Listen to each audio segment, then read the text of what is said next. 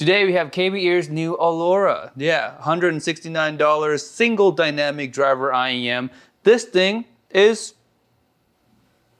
pretty good. Hey friends, and welcome back to another video on Giz Audio. And today we're going to be exploring everything there is to know about the new KB Ear single dynamic driver IEM right here. This thing is a V-shape IEM that is pretty good. Now, I've listened to a lot of V-shape IEMs because there's an abundance of them. A lot of mainstream IEMs, mainstream headphones are tuned in a V-shape style. If you don't know what V-shape is, it's a tuning style that focuses mainly on the bass and the treble and a more recessed mid-range. So vocalists, strings, guitars, instruments are going to be a little bit more behind, and the bass and the treble area is going to be more forward, giving it a more fun, lively, and engaging type of sound. Hence why it's so super popular, because it is very easy to enjoy by literally anyone. Now, it's not the most high fidelity type of tuning. High fidelity meaning that it recreates the song the way the song was meant to be heard. It's not quite high fidelity, but it is very fun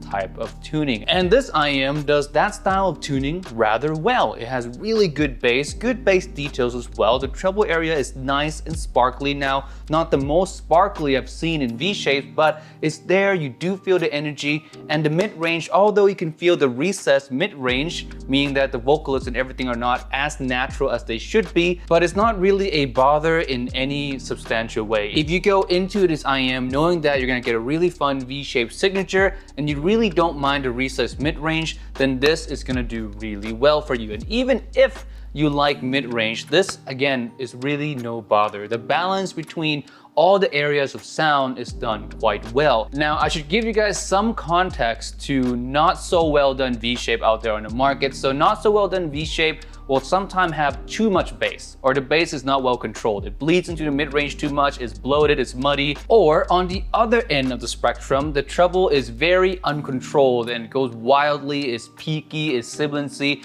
it's just too much. So those are the two things that you can kind of expect from not so well done V-shape. Another thing being that the mid-range is way too veiled, but that's normally caused by an overwhelming power in the bass, or too much bass sometimes hides the mid-range too much to the point where you lose out on a lot of details. So there are a lot of V-shape IEMs and a lot of V-shape headphones that are done in that way. So for me, that's why I'm excited about this one, because it's so rare to get a very well done V-shape, especially at the lower price point. Now, I know some good V-shapes done on the upper tier, $400 plus, but I don't know too many of them that really makes me excited under $200 for this style of tuning anyways, because again, most of the IEMs tuned this way, they're just not done well. But this is done well. Jumping into each and little nuances of the sound, the bass here, again, like I said, is really well done. It has a lot of power. I would say that bass head would even enjoy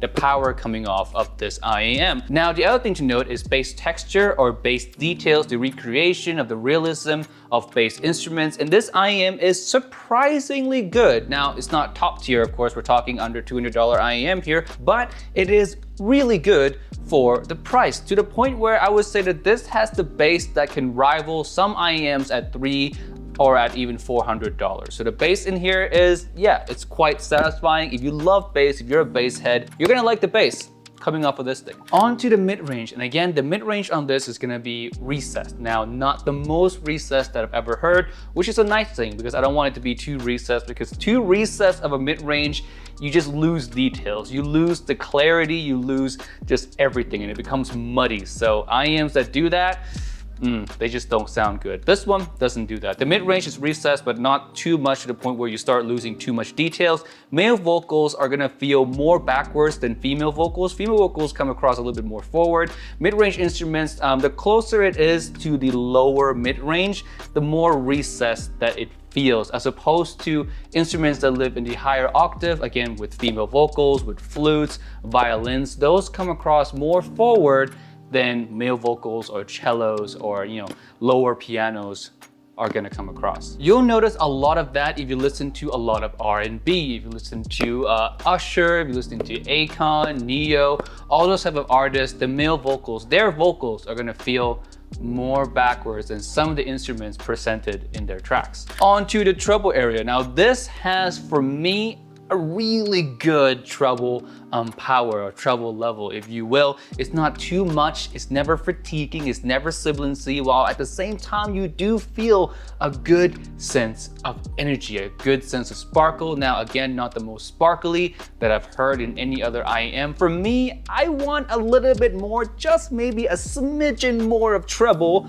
but all things considered, it is well done. It's not going to be fatiguing. It's going to be comfortable to listen to for majority of people, while at the same time delivering that fun V-shaped style signature that is, that this IEM was aiming to do. Technical performance, detail, soundstage, resolution, all that stuff, right? Let's talk about detail and resolution. Detail and resolution for $169. This is good. It is as well done as some of the Moondrop IEM, meaning the star field, the KXSS. So if you bring up my scale, you see the star field in the middle here. You see variation and Noli VX at the top end, and at the really bad end, you see the pixelated trash can. This one lands right around the star field, a little bit more resolving than the star field in my personal opinion, but only by a smidgen. But for $169, landing right in that area is considered a very, very good thing. Very rarely do you see IEMs under even $300 that lands itself close to something like the variation. It is very, very tough to get that kind of resolution under even $300. So for this, $169 to land right around the star field area, I would say it's a very decently resolving IEM for what you spent. Soundstage and imaging. Now soundstage here is where I feel like it doesn't really have a lot of width, but more depth. And I think it has to do with the bass. The bass really makes the IEM feel like it hits deep, and also it feels like it has a lot of headroom, but not a lot of width, so it doesn't really feel wide in any way. So some of you guys may like that. Some of you may prefer the width more than the height. For me though, I kind of am indifferent about it. I don't really mind that it's not as wide. I do like the depth, but a lot of IEMs at this price point, they're just not gonna have the most amazing soundstage out there. So that's not really something that I ever expect out of IEMs at this price. For me, as long as it's not congested, if it's congested, I'll tell you guys, congestion is just bad. It really kind of ruins the listening experience. As long as it's not congested under $200, I'm okay with. But yeah, this doesn't have a lot of width, has more height. Imaging wise, these are quite competent. Yeah, you don't get pinpoint imaging, but you do get rather decent imaging. You can tell where the instrument is coming from. You can tell the depth of some of the instruments. So for that alone, it's rather nice. I have nothing else to say. It's just nice. All right, now for some comparison. Now there's a lot of IEMs that lives in this region that are quite good, right? Namely the Kato, the Yume, the Hana 2021, just to name a few. Those are my three favorites, I would say, around this price tag. Now, how does this compare to those three? Now, comparison to the Kato, they have a completely different signature. The Kato